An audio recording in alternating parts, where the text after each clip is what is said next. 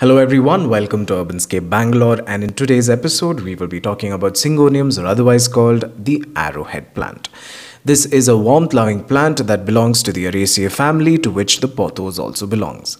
This is native to West Indies, Mexico and other surrounding countries. This is a climbing plant which can grow up to a height of 10 to 20 meters.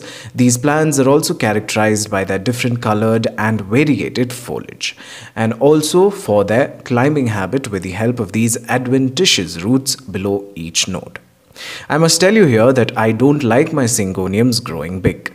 I can't stand this eerie looking growth on this plant. So if you are just like me, what you would need to do to keep it compact like this is that you will have to curtail its growth with the help of small containers or keep trimming the top growth. This is a flowering plant just like any aroid, but the flowers don't look all that great, hence the focus on its foliage. So recently I had gone to Lal Bagh to purchase these mini Syngoniums, and as far as I know, Lal Bagh is where you will get these small plugs. And now I will be naming these plants. Hopefully they will be correct. Please correct me if I am wrong by commenting below in the comment box.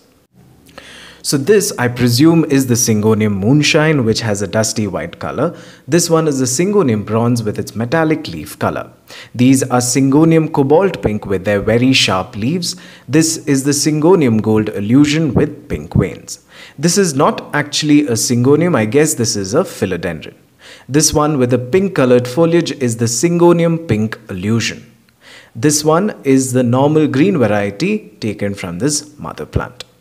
These plants are so heavily hybridized that the colors keep changing as time passes and depending on the sunlight exposure. So it becomes very difficult to pinpoint on the exact names of these varieties. But I have tried my best here. So the unusual behavior of this pink Syngonium here is that these two are the same plants but look totally different, because the one to your left is kept outdoor where it gets more sunlight, hence the color is turned into a little bit of golden yellow with some pink remnants here and there. And the one to the right is kept indoors exposed to the east location where it gets not too much sunlight. So the lesser the pink Syngonium is exposed to sunlight, the more it would retain the pink color in its leaves. The explanation to this is probably because the chlorophyll element in the leaves increases with more exposure to the sunlight. This is peculiar to Syngoniums because other colored foliage plants get more color when exposed to the sunlight. So out of all these colors, my favorite are the Moonshine and the pink Syngoniums. So if you want your pink Syngonium to remain pink, you know what to do now. Give it indirect sunlight and keep it near a window facing the east. So now let us talk about the care conditions that this plant likes. Sunlight. This is a bright light loving plant, but it needs indirect sunlight, and the leaves will burn if you keep this under direct sunlight. This is normally sold as a low light plant, but trust me, it does not like very low light conditions. So ideally an east, south or a west direction is where this plant can thrive without wilting or dying. North facing places are a strict no-no if you're growing this indoors. Potting mix for these plants are basic. I have this Syngonium growing, believe it or not, only in sand. So this plant is not very fussy, it will grow in poor soil as well.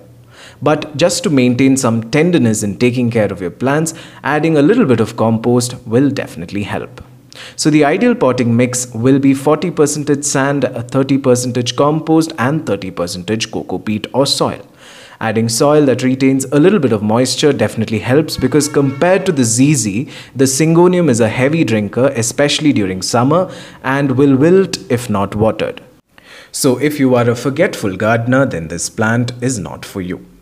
Watering is another important aspect, wherein the plant must be watered when the soil is bone dry like this.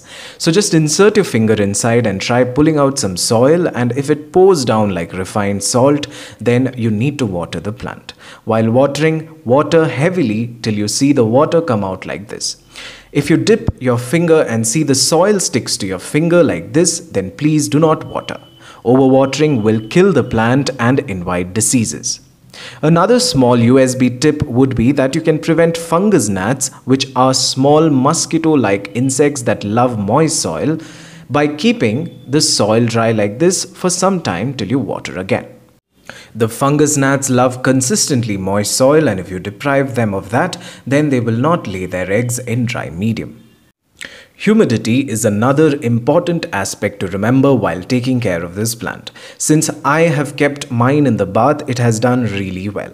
You can simply mist the plant with distilled water, rainwater, or normal tap water if you want. Now let us move on to fertilizing. Fertilizing with a nitrogen-rich fertilizer like fish emulsion or seaweed would do. Or like I always profess, the humble compost would be more than enough to provide your Syngoniums all the nutrients it requires. Now coming to the pest problems this plant faces, I would say that from experience, my indoor Syngoniums have never had any pest problems, touch wood. But this outdoor Syngonium has had episodes of mealy bugs.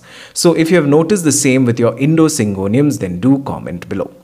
But if the Syngoniums indoors aren't getting the proper care, then I reckon that it would be an open invitation for pests. Use neem oil pesticide to get rid of them. You can propagate this plant with the help of cuttings either in water or directly immersing the cuttings in soil. A detailed topic on Syngonium propagation will be on the card soon. So folks, the Syngonium is an excellent indoor plant. Though it may not have found a place in the NASA list of best air purifying plants, the most important thing to remember is plants give out oxygen and absorbs carbon dioxide. And in the end, that is what one needs to live, isn't it? So with this, we have come to the end of yet another episode of Urbanscape Bangalore. If you liked this video, then please like, share and subscribe. And also, you can follow me on Instagram and Facebook. The links will be given below. So thank you for watching Urbanscape Bangalore, and until we meet again, a very warm goodbye.